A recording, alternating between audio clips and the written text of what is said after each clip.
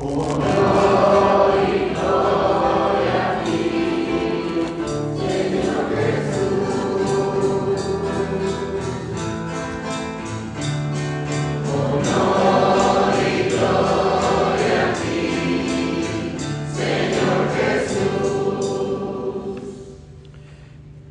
Señor esté con ustedes.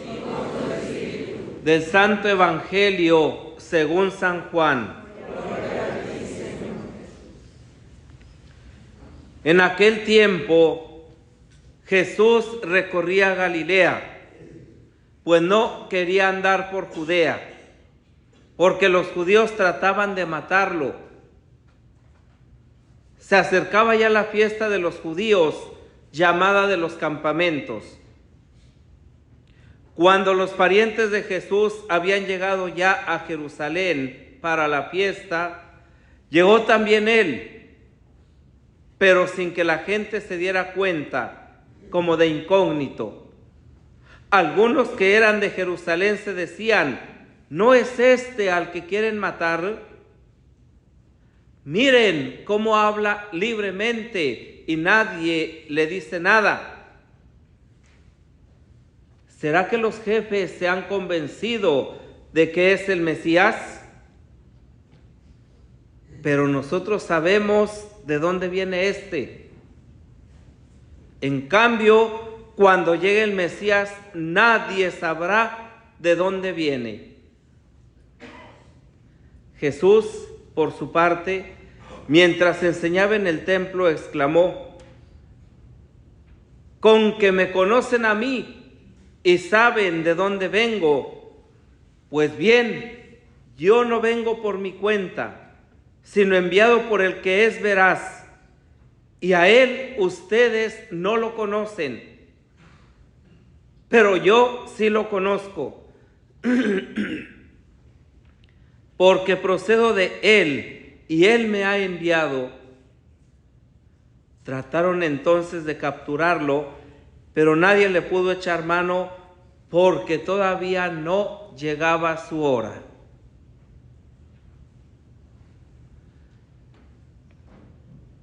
Palabra del Señor.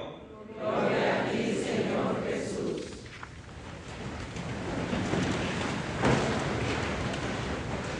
Conforme nos vamos acercando a la solemnidad de la Pascua, que es precisamente el corazón de todo el año litúrgico, celebrar el Triduo Pascual significa ahí verdaderamente hacer una experiencia de fe que nos va a transportar hasta la vida eterna a través de la experiencia del encuentro con Cristo, que vive su pasión, su crucifixión, su muerte y su resurrección. De tal manera que cuando nosotros celebramos la Pascua, es decir, el Triduo Pascual, estamos verdaderamente hundiendo nuestras raíces en lo que nos da una auténtica y verdadera identidad de hijos, en primer lugar, y en segundo lugar, estamos verdaderamente aceptando la salvación que viene de Dios y por consecuencia reconociéndole a Cristo Jesús como el Señor, como el Mesías, como el Salvador.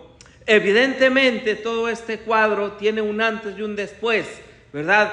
Pero por eso decimos que las celebraciones del Triduo Pascual son el corazón del año litúrgico. Si nosotros vamos a la primera lectura que hemos proclamado el día de hoy, tomada del libro de la sabiduría, vamos a entender cómo ya desde ahí hay un plan, de alguna manera, hasta podemos llamarlo perverso, contra el justo, contra el santo, contra el bueno, contra el profeta, contra aquel que anuncia la misericordia, la salvación, la fidelidad de Dios.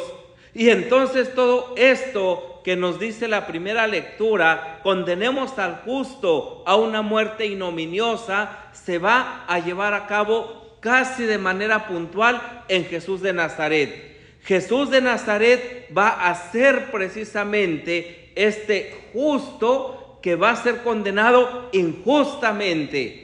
El hombre justo porque hace la voluntad de Dios y porque en todo está en sintonía con el Espíritu de Dios y lo que Dios le pide. Pero aquel que muere injustamente, porque no hay mentira, no hay engaño, no hay pecado, no hay delito que perseguir en él de forma absoluta.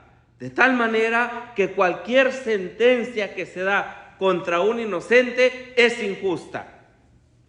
Y aquí nosotros decimos, ¿verdad? Pues es injusto lo que Cristo Jesús vivió, es injusta la cruz que cargó, es injusto el dolor que sufrió, es injusta la muerte a la cual fue sometido de manera total y absoluta. Y pareciera que entonces todo esto es un absurdo, pero no es un absurdo, porque Cristo Jesús entrega su vida por nuestra salvación. Y esto es algo de lo que nosotros tenemos que convencernos. Cristo Jesús es el precio que se paga por mi salvación. Estoy comprado a precio de la sangre del Cordero derramada gota a gota por mi salvación. ¿Cuánto vales? Valgo la sangre de Cristo, nada más y nada menos. ¿Quién la puede pagar? ¿Quién la puede comprar? Absolutamente nadie. Por eso es importante que descubramos que esta oportunidad que Dios nos brinda de volvernos a encontrar con Él, de abrir nuestra mente y nuestro corazón, de ser capaces de decirle sí verdaderamente a Dios, ¿verdad? Eso significa que estamos en sintonía con su plan de salvación, con su proyecto de salvación para todos y cada uno de nosotros. Si nosotros vemos nuestra vida y la vemos de aquí para atrás hasta que tengamos uso de conciencia, vamos a descubrir momentos exactos, puntuales, donde Dios nos ha acompañado, donde Dios ha estado con nosotros, y que si no hubiese estado, hoy no existiríamos nosotros. Pero entonces nosotros también nos convertimos en injustos, porque no somos capaces, ¿sí?, de agradecer en primer lugar, pero sobre todo de corresponder a ese amor, a esa justicia y a esta fidelidad que Dios nos tiene. Por eso, ¿verdad?, la primera lectura en los 2 versículos que enmarcan la exposición manifiestan un claro juicio condenatorio. Razonan equivocadamente los impíos, los malos razonan equivocadamente, se engañan a sí mismos. Los impíos de los que se habla son probablemente los hebreos apóstatas de la comunidad de Jerusalén, que aliados a los paganos persiguen a sus hermanos fieles a Dios, al Dios de la alianza. Pero si esto nosotros lo trasladamos a nuestra vida, ¿cuántas de las veces también nosotros de manera injusta no actuamos contra nuestros hermanos, contra nuestras hermanas? De manera absolutamente injusta, pensando que nosotros tenemos la razón. No es así.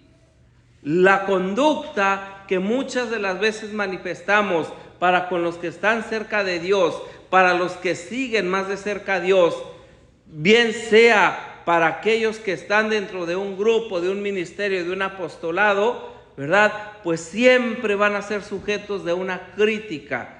¿Por qué estos que tanto quieren en la iglesia? ¿Por qué van tanto a misa? ¿Qué tanto rezan? Y mira cómo son. Claro que los que vamos más a la iglesia, los que rezamos más y los que estamos más cerca de Dios, estamos llamados y obligados a dar un testimonio radical del amor de Dios en nuestra vida. Pero no por eso vamos a ser agradables, no por eso vamos a caer bien.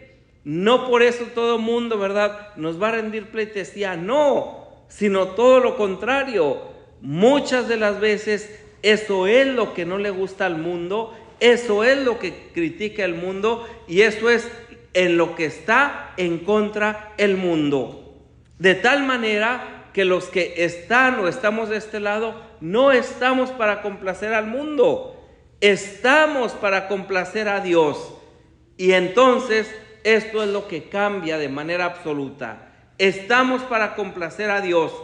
Claro, si yo me empeño en complacer al mundo, pronto me voy a defraudar. Si yo me empeño en complacer a Dios, entonces trataré de vivir en coherencia con este complacer a Dios. Y complacer a Dios significa aceptar su voluntad en mi vida. Y aceptar su voluntad en mi vida significa vivir de acuerdo a los valores del Evangelio.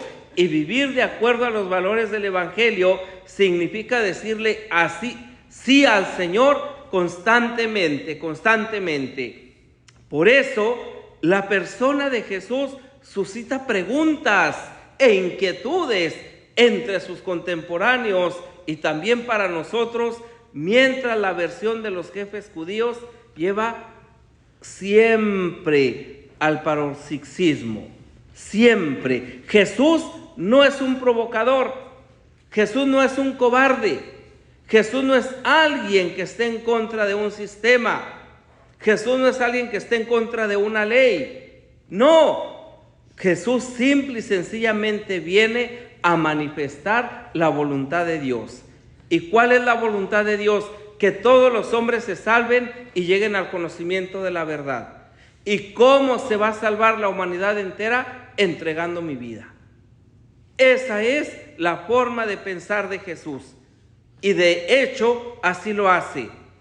Por eso, evita cualquier confrontación, evita cualquier motivo de aquellos que quieren acabar con él, ¿sí? Evita cualquier provocación, no porque les tenga miedo, no porque les tenga respeto, sino porque sabe que él, que viene a instaurar el reino de Dios, no lo puede hacer con una violencia humana. Sí, ¿verdad? Que ha venido a traer fuego a la tierra y cuánto desearía de que ya estuviera ardiendo. Pero es ese fuego precisamente del Espíritu de Dios que nos hace capaces de descubrirnos auténticamente hermanos, verdaderos hijos de Dios, capaces de formar y de fomentar el reino aquí en la tierra, viviendo de manera fraternal, de manera amorosa, de manera auténtica, respetuosa, unos para con otros. Muchas de las veces nosotros no entendemos en qué consiste esto del reino de Dios. Y es clarísimo: ámense los unos a los otros como yo los he amado. Esta es la regla para medir si somos auténticos y verdaderos cristianos. El amor a Dios y el amor al prójimo. Tanto amó Dios al mundo que le entregó a su Hijo único, no para condenar al mundo, sino para salvarlo. Y entonces nosotros tenemos vida y vida en abundancia en Cristo Jesús. Pero muchas veces rechazamos la vida. Muchas de las veces no la queremos y nos rebelamos contra esta vida y no entendemos que la dinámica y la perspectiva de la vida de parte de Dios consiste en morir a nosotros mismos. ¿Para qué? Para que vaya surgiendo Cristo, vida nuestra.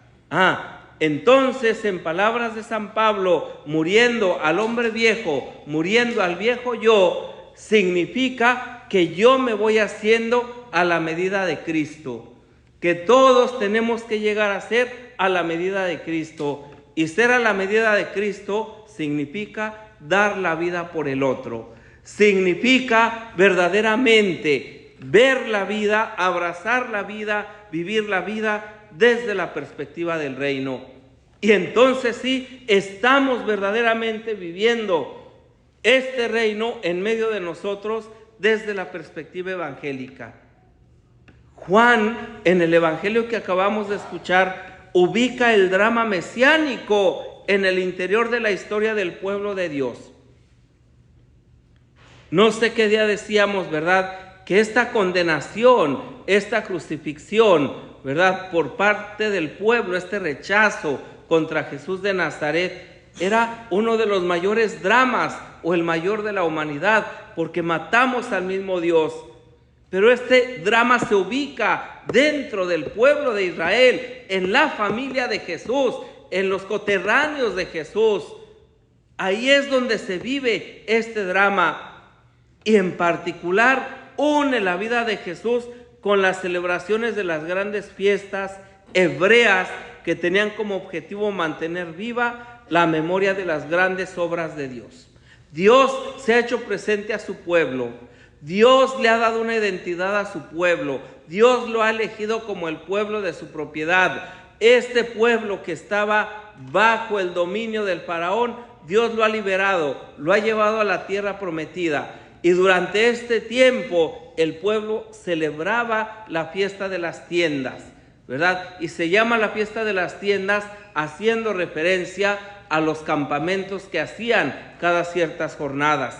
Y entonces, yendo en el destierro, y entonces para ellos era una fiesta importante, porque también era la fiesta de la Pascua, cuando se inmolaba el Cordero Pascual, ¿sí? No olvidemos que la crucifixión, muerte y resurrección de Jesucristo fue en este contexto de la Pascua.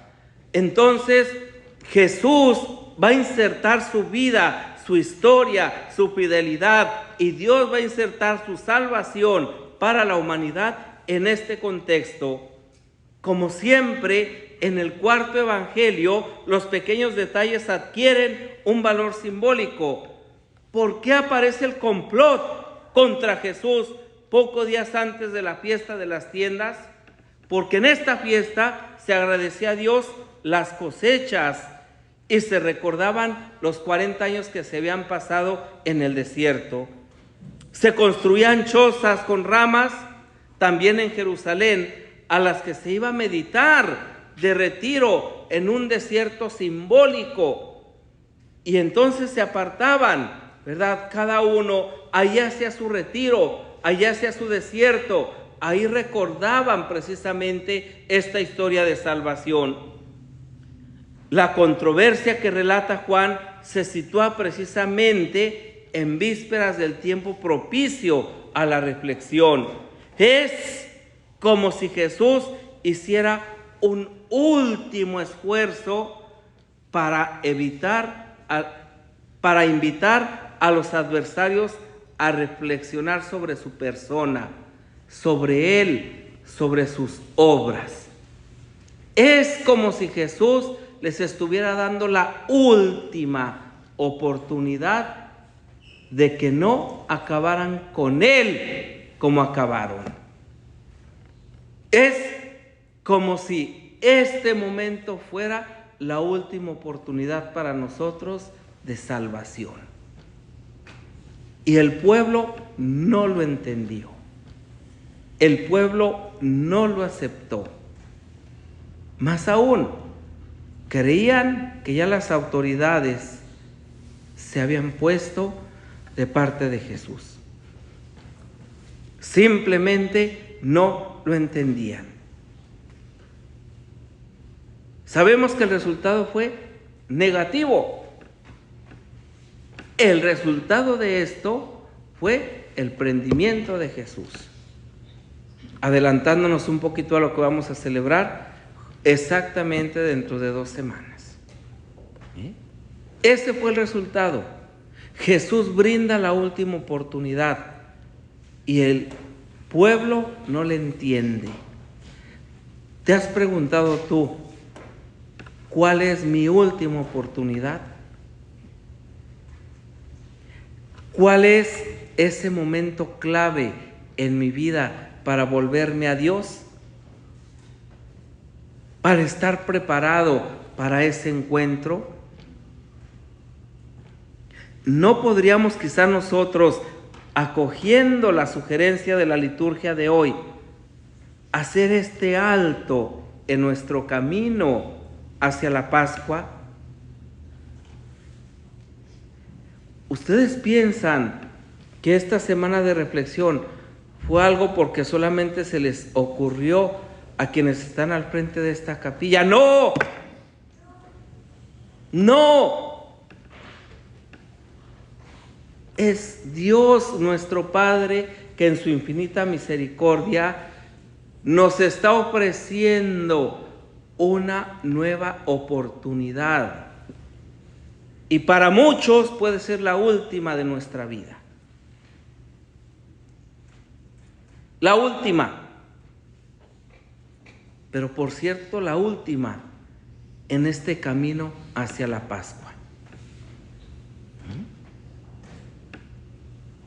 Releer y meditar este texto tan denso de San Juan, inagotable, para interrogarnos más profundamente sobre el misterio pascual de la persona de Jesús y adherirnos realmente con mayor amor, con mayor fidelidad a Él. Esta tendría que ser la consecuencia, este tendría que ser el resultado de esta semana de gracia. Semana de gracia, tiempo de misericordia, por la entrañable misericordia de nuestro Dios. La misericordia de Dios nos abraza. Misericordia que no es un término que se ha puesto de moda, sino la realidad de Dios en nuestra vida. Pero para acoger la misericordia de Dios, para hacer una experiencia de misericordia, es necesario vaciarnos de nosotros mismos. Es necesario morir a nosotros mismos. Es necesario llegar a la medida de Cristo para que sea Él quien vive en nosotros y no nosotros en nosotros mismos. Vivo yo, pero no soy yo. Es Cristo quien vive en mí. Unas palabras que se le podían atribuir perfectamente a San Pío de Pietrelcina, porque fue capaz de llevar en su cuerpo las marcas de la pasión durante 50 años. Y estas marcas hicieron precisamente, ¿verdad?, que muchos en torno a él también lo condenaran injustamente, también lo juzgaran, y también lo persiguieran, inclusive hasta la actualidad, después de muerto, hasta nuestros días. ¿Por qué? Porque es alguien que viene a hablarnos, a traernos, a acercarnos a ese amor y a esa misericordia. Porque es alguien absolutamente convencido que solamente dando la vida es como se gana. Porque es alguien absolutamente convencido, como el Padre Leopoldo, que entregándose en bien de los demás es como se gana la vida eterna, no poniendo absolutamente ningún obstáculo para el tropiezo de los demás, como tampoco para servir. Nunca poniendo por encima del servicio mi propia necesidad, sino siempre mi mayor disponibilidad.